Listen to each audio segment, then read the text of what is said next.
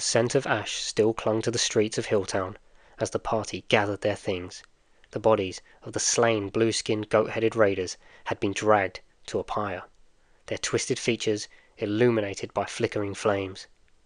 It was then that Captain Harth, bruised and bloodied, but upright, approached the adventurers.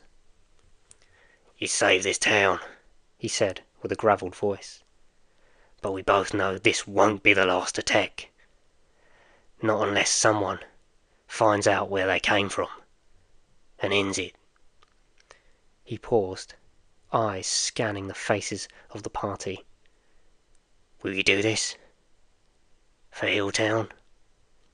Wilhelm glanced towards his companions, Eldralon brushing soot off his robes, Shadowfang quietly checking his blades, Oblog standing like an iron sentinel, Jojo turning his lute, and Dalamar calmly sipping wine as if nothing had happened. Wilhelm gave a single nod. "We'll handle it." Tracking the creatures was no challenge. Their prints, wide cloven hooves, often erratic and scattered, tore a jagged path through the dirt and the grass of the east of Hilltown. Trees were clawed, branches broken, and signs of their passage were carved like wounds into the landscape. They followed the trail under a grey sky that slowly darkened. The woods around them thickened, where old growth twisted and leaned, and the air turned damp and still. The deeper they went, the more the land seemed to resist them. Eldralon cast protective wards. Jojo occasionally hummed, his songs comforting, but cautious. Even Dalamar, ever detached, kept a hand near his staff. When dusk fell, they found a defensible spot on the ridge overlooking a dried creek bed. Shadowfang walked the perimeter in silence, leaving barely a footprint. They made camp in the dying light. As flames crackled and shadows danced, they shared a sparse meal, smoked meat, hard bread, and strong Hilltown ale. Watches were divided. Jojo and Oblog took first, then Eldralon and Shadowfang the second. The gnome and half-orc sat quietly, Jojo occasionally whispering stories of magical beasts, while Oblog cleaned his sword with care. "Ever seen anything like those gold men before?" Jojo asked. Oblog grunted. "Only in nightmares." Later, the second watch took over. Eldralon stared into the flames, eyes reflecting golden light. Shadowfang crouched beside him, flipping a dagger between his fingers. "You think the orb has something to do with this?" Shadowfang asked. "I think it's the center of something ancient," Eldralon replied. "And whatever these goat creatures are, they're not here by accident." Shadowfang glanced towards the orb in Eldralon's pack. "Then we best be ready when that something finds us." The forest remained quiet, but watchful. With the twin suns rising, Shadowfang left to hunt, and returned shortly with fresh pheasant.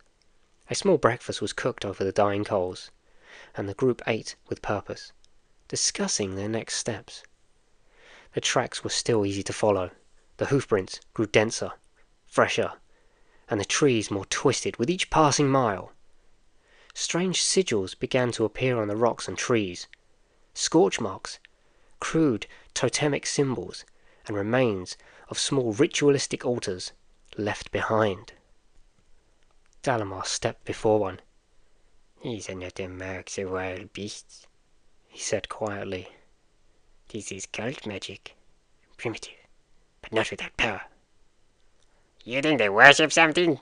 Jojo said. Eldralon stared at the burnt bones, then at the orb, now pulsing faintly in his pack. "I think they serve it." Shadowfang's voice cut through the tension. "We're close." Black birds circled overhead.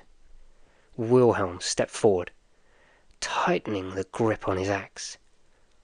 "Whatever we're about to walk into, we finish it."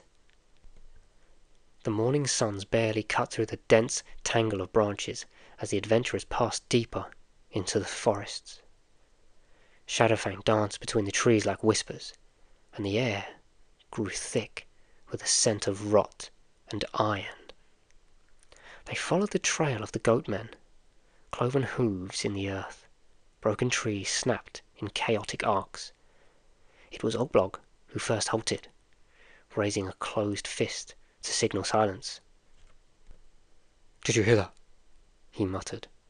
They all stopped. A faint sound drifted through the woods, the unmistakable death cries of the goatmen. Choked, gargling, panic. The same cries they had heard in Hilltown, but now far more desperate. Following the sound, Oglog carefully pushed through the dense wall of brambles, revealing a partially buried stone door built into the side of a hill. Vines snaked across the surface. Trees leaned over it protectively. The very earth seemed to want it hidden. He turned and nodded to the others. The group slowed their pace instinctively. Shadowfang stepped forward, his eyes narrowing. "This is my domain." Wilhelm and Eldralon exchanged a knowing glance, faint smirks on their lips. They trusted Shadow's instincts here. Jojo, Dalamar, and Oglog gave no argument. To their surprise, the door was already open. Shadowfang eased through first, silent as smoke. One by one, the rest followed him, in to darkness.